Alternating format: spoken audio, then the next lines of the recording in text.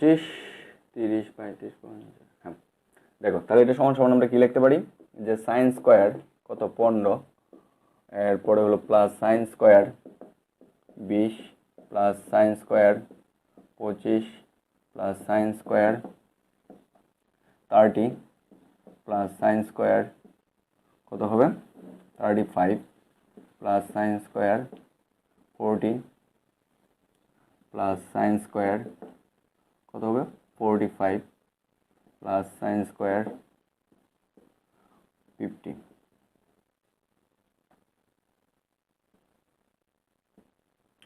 এরপরে আসো যে sine square 55 plus sine square 60 plus sine square কত 65 plus sine square 70 plus sine square 75।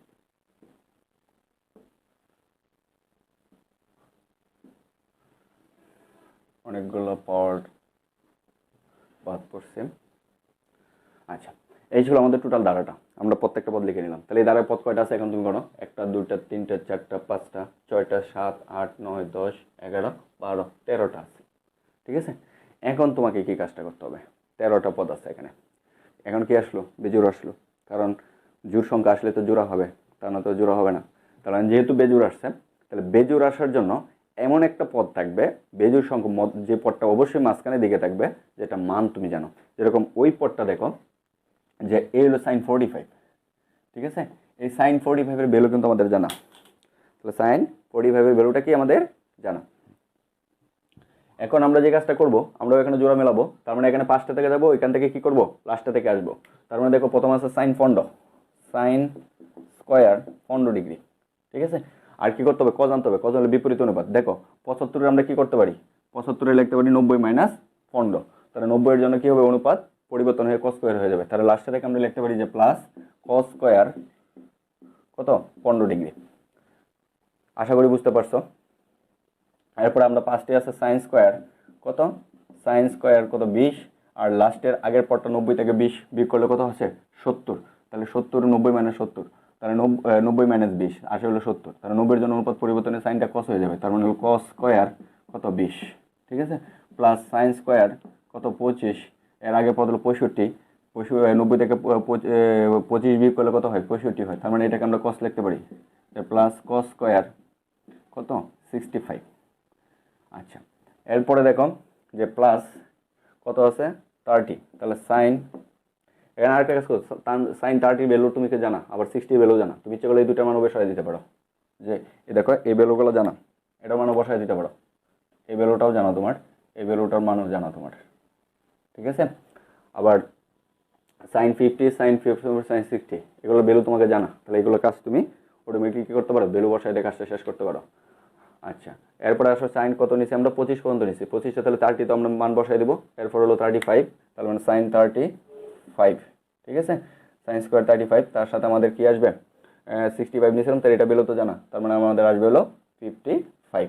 তাহলে 55 হলো 90 থেকে আমাদের 35 বিয়োগ করলে 55 হয়, তার মানে এটা হয় কস স্কোয়ার কত 35 ডিগ্রি। প্লাস পরের পরটা কি 40-এর জন্য আমাদের যে কাজটা বলছে সাইন স্কোয়ার 40, তার মানে প্লাস এখানে দেখো এখানে 50 আছে, 90 থেকে 40 বিয়োগ করলে 50 হয়, ঠিক আছে, 90 থেকে 40 বিয়োগ করলে 90-এর জন্য সাইন পরিবর্তন হবে কস, তার মানে কস স্কোয়ার কত হবে যে 40, ঠিক আছে।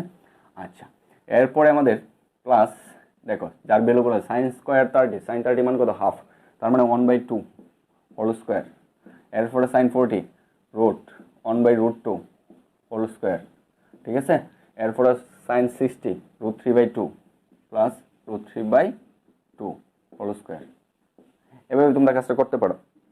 এরপরে দেখো যে সমান সমান আমরা তাহলে এতটুকুর সমান কি 1, আর এতটুকুর সমানও কি 1, আবার এতটুকুর সমানও 1, আবার এতটুকুর সমানও কত 1 হবে, আর এতটুকুর সমানও 1 হবে, ঠিক আছে। তার মানে 1 কয়টা হলো 1টা 2টা 3টা 4টা 5টা, তার মানে 5টা 1-এর জন্য, আর প্লাস 1/4, ঠিক আছে, 1/√2 এর জন্য, প্লাস 1 বাই কত 2, এরপরে √3/2, তার মানে 3 প্লাস কত 3/4।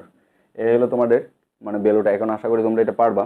যার লসাগু কত, লসাগু হলো 4, ঠিক আছে। 4 লসাগু হইলে তাহলে এখানে থাকে 20 প্লাস কত হয়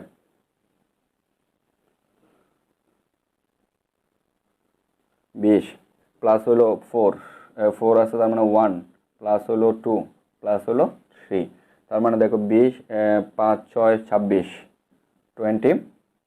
26 বাই হলো 4, 2 দিয়ে ভাগ করলে এখানে হয় 13,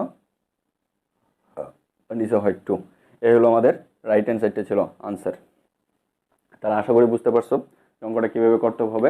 এখন তোমাদের যদি এভাবে লিখতে কষ্ট তাহলে দ্বারা নিয়ে কাজটা করতে হবে। আমরা পরের অঙ্কটাই দ্বারা নিয়ে কাজটা করবো। হ্যাঁ, এই ছিল তোমাদের আনসার।